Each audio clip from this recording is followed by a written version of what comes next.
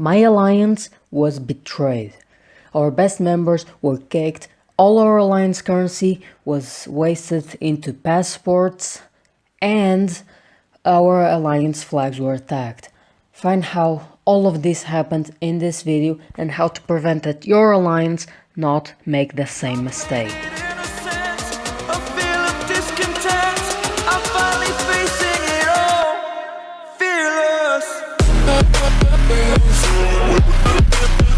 First thing I want to say on this video is explain who Skurz, the player who betrayed us, was and how he got so much power. Power enough to take down my alliance and take a lot of people down and even rebel. Of course, he ended up losing this war, which was pretty obvious. So, let's start with the beginning.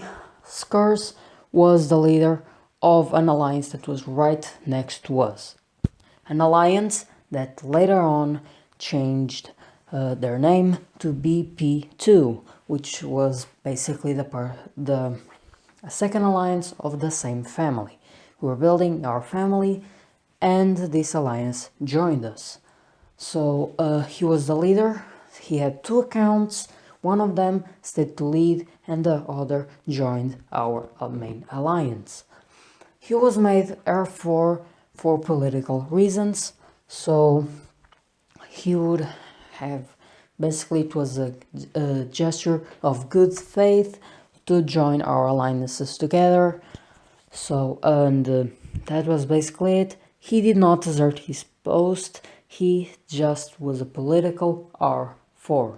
Even though he was just a political R4, he had as much power as any other R4 and almost as much power as our leader, which was terrible, really bad. So I didn't catch the beginning of the treason, but when I logged into the game, most of our R3 players had been kicked off by Skurz.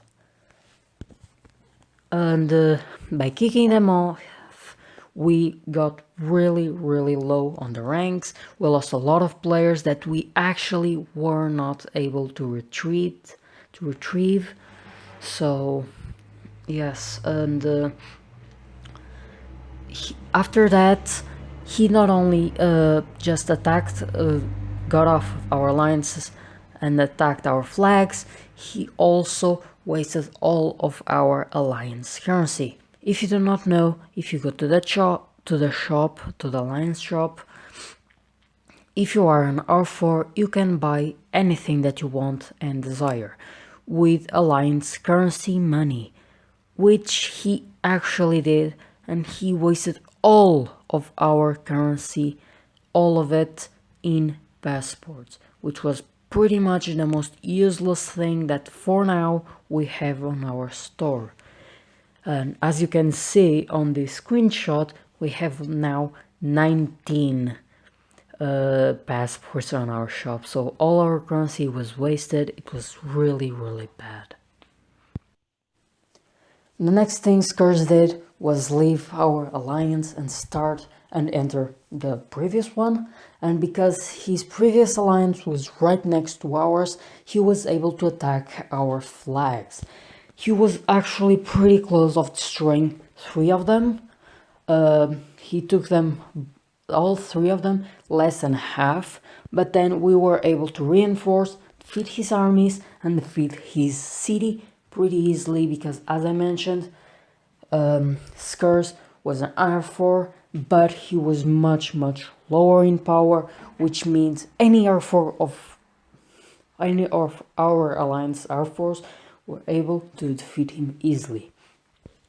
The bad part of this thing is that he was able to convince the entire BP2 alliance that we were the bad guys, that we were attacking their alliance, and because we were just trying to defeat them, and we called off truth.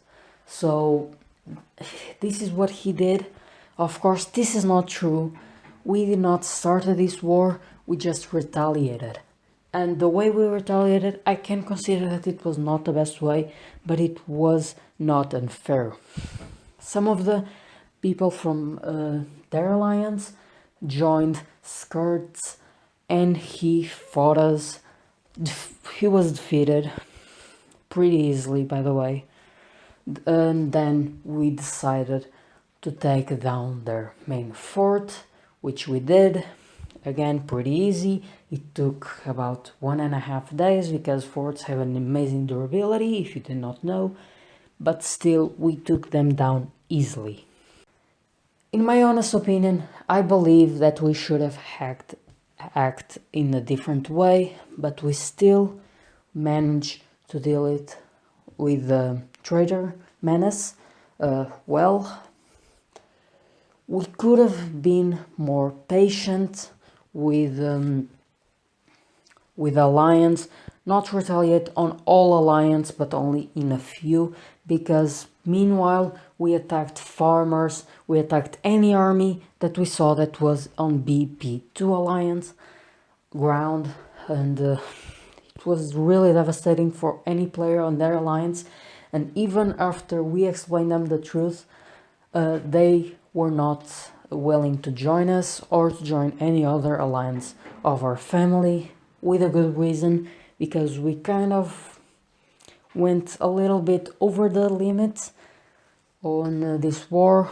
We really only had to kill Skirts, we did not need to destroy the entire alliance, but still, it was to make a point and to prove that we are not weak and we are not blind.